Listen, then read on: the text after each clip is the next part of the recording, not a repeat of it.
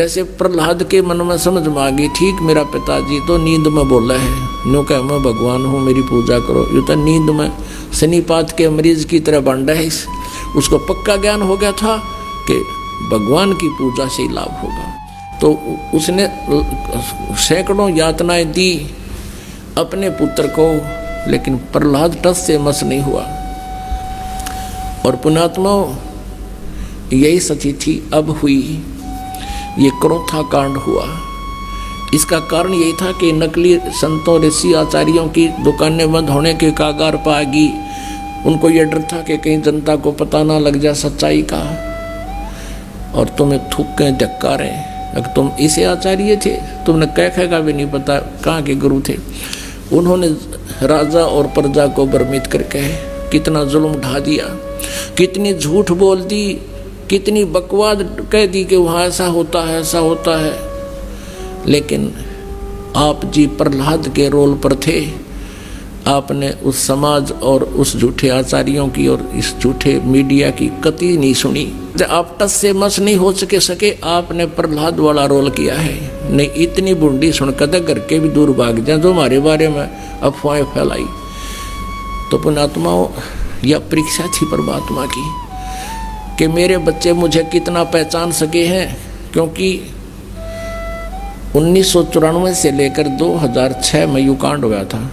1994 से लेकर 2006 तक 12 वर्ष लगभग हो गए।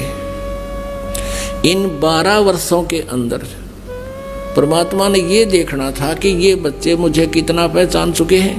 क्योंकि आज से 600 वर्ष पहले परमात्मा ने एक परीक्षा की थी। एक वैश्या को, सुप्रसिद्ध वैश्या को हाथी पर बैठा के और हाथ में गंगा जल लेकर बोतल में और मुंह का लगा के, और उस वैश्या को हाथी पर बैठा के पूरे बाजार में घूम गए।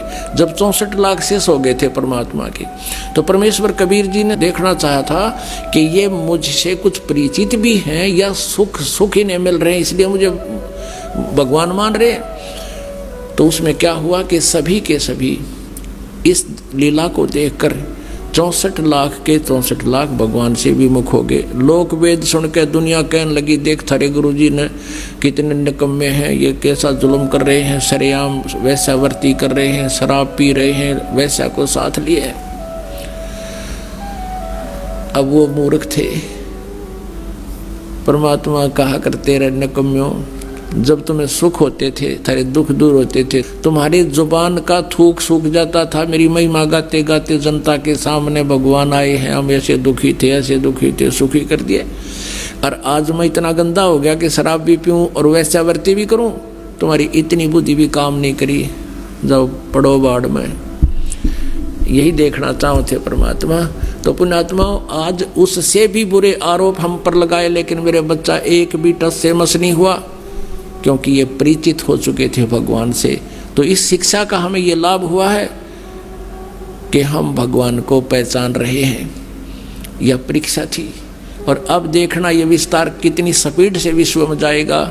हमारा उद्देश्य है कि सब मानव समाज इस तत्व ज्ञान से परिचित हो, और जिससे ये माया की दौड़, माया की हाहाकार मच रही है, इसके पाने के लिए ना भाई देखता, ना बेटा देखता, ना माँ, ना कुछ।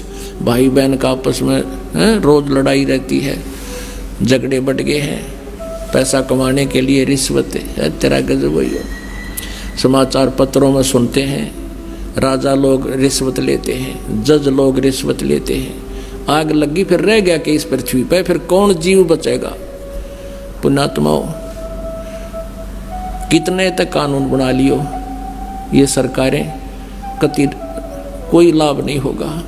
इस अध्यात्म ज्ञान से जीव को हेट हो जाएगी इन गंदे कर्मों से। उसको पता लग जाएगा कि कहाँ रखूँगा इस धन को, कि आग लाऊंगा, ये पाप मेरे साथ रहेंगे और माया मेरे साथ रहेगी नहीं। तो इस आधार से पूरे विश्व में शांति होगी। हम भगवान की भक्ति में बहुत समय लगा सका करेंगे। अब तो दिन रात माया जोड़न की तगड़मबाजी फार्मूले याद रखें हम कैसे धन जुड़े। और धन वही मिलना जितना भाग्य में, उससे अधिक मिल नहीं सकता। और परमात्मा कबीर जी की शरण में आने के बाद आपके भाग्य में ना होगा तो भी देगा। अब परमात्मा कबीर जी कहते हैं जैतन राजपाट भी चाहिए, हमारा दर ले ध्यान।